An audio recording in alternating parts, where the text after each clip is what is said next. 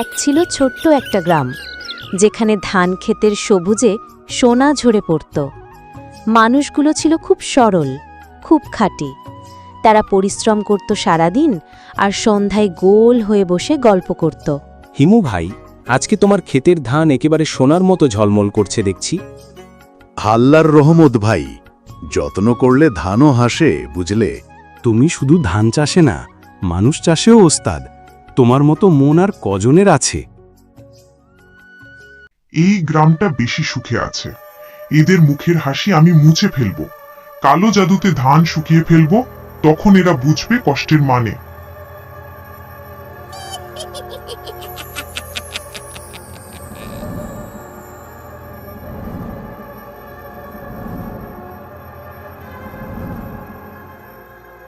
তুমি এটা কেন করছো? আমি তোমার কি ক্ষতি করেছি? তুই পড়ি বলে বেশি আলো ঝলমল করে। তোর আলো দিয়ে এই গ্রামের ভাগ্য পাল্টে দেব, তাই তোকে আমি এখানে বেঁধে রাখবো। আমার বাবা আমাকে খুঁজতেছে, আমার তারা বন্ধুরা আমার জন্য কান্না করছে। দয়া করে আমাকে ছেড়ে দাও। আমার রাজ্যের তারামণিরা, তোমরা কোথায়? কেউ আমার মেয়েকে দেখেছো? রাজামশাই, শিলা ডাইনি ওকে আমাদের রাজ্যের নিচে ধরে রেখেছে। আমাদের আলো সেখানে পৌঁছাচ্ছে না।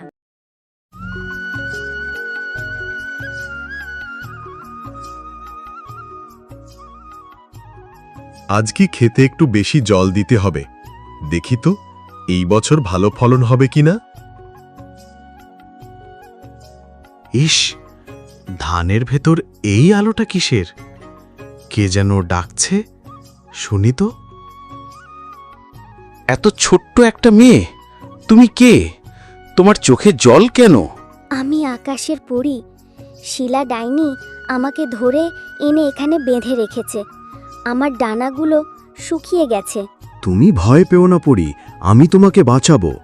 কাউকে কাঁদতে দেখে থাকতে পারি না আমি। তারপর পরি বলে, এই বীজ তোমার ক্ষেতের পাহারাদার হবে।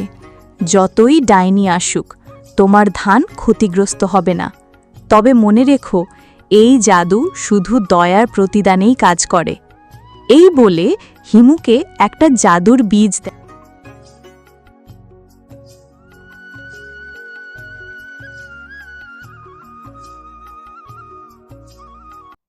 কি, আমার কালো জাদু কাজ করছে না? এ যে অসম্ভব। না না, আমি হেরে যেতে পারি না।